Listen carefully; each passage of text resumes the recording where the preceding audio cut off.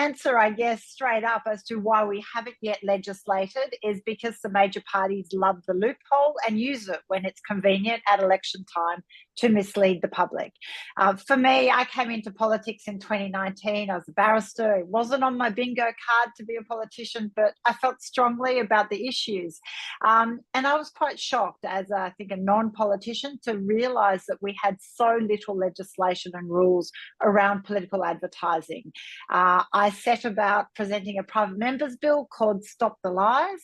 The title says it all in terms of how political advertising should be held to the same standard that we expect in our commercial transactions in terms of misleading and deceptive advertising.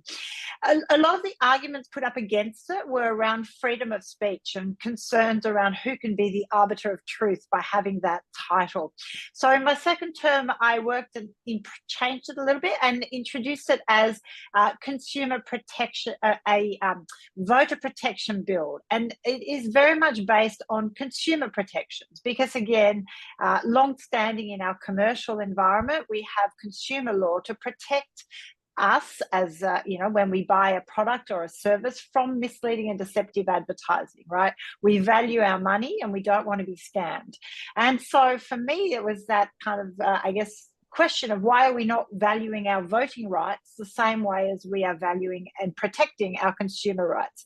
So I called it voter protections, and it is based very much on legislation as was introduced that's been long-standing in South Australia, in the ACT, and it's great to hear that around the world we are grappling with this question, because the lack of truth in political advertising means we have an erosion of trust in the outcomes.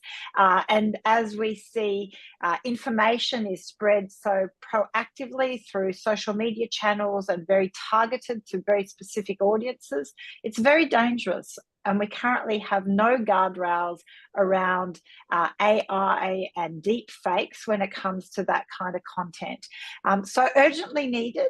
We had pushed our current government in Australia to introducing a electoral communications bill amendment bill, and that was done late last year.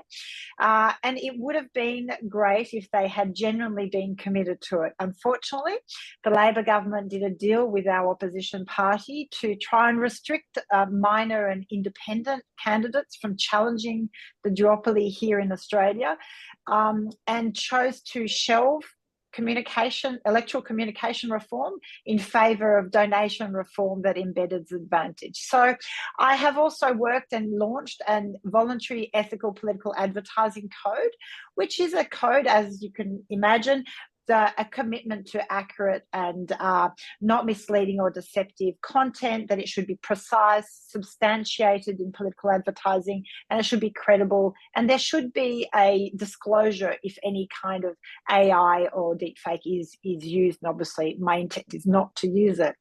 But I think we have to get proactive. In Australia, every poll and sort of survey indicates voters of all persuasions support truth in political advertising, voter protections, whatever we want to call it. They want the facts straight up so that then they can make an informed decision on how they want to vote. They don't want to be lied to by politicians, and I absolutely support that.